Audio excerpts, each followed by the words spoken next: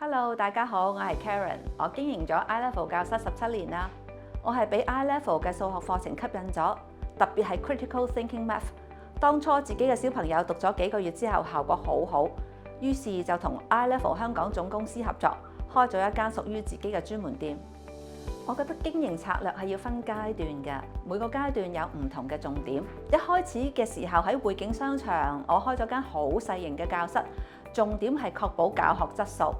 我會親自教學生，仲積極鼓勵佢哋參加 iLevel Math Olympiad。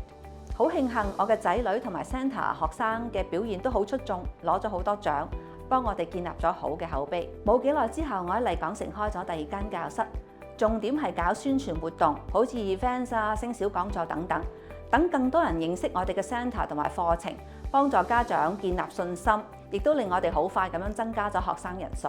去到疫情期間嘅重點係化解冇得面授帶嚟嘅挑戰。慶幸公司好快就推出咗 online learning platform， 香港總公司仲俾咗好多支援方案。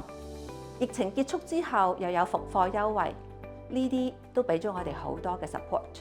首先當然係令我擁有自己嘅事業，仲有穩定嘅收入啦。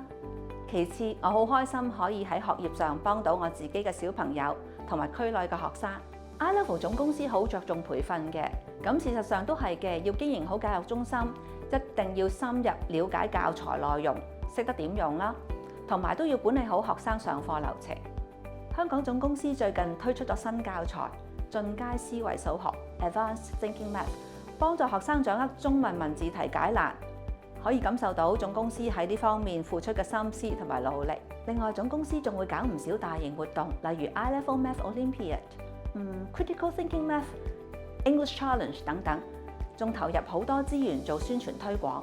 韓國總公司每年仲會頒發 iLevel Franchisee Excellence Award， 得獎嘅加盟商有機會去韓國總公司同世界各地傑出嘅 franchisee 交流，對經營者嚟講係好大嘅推動力同埋認可。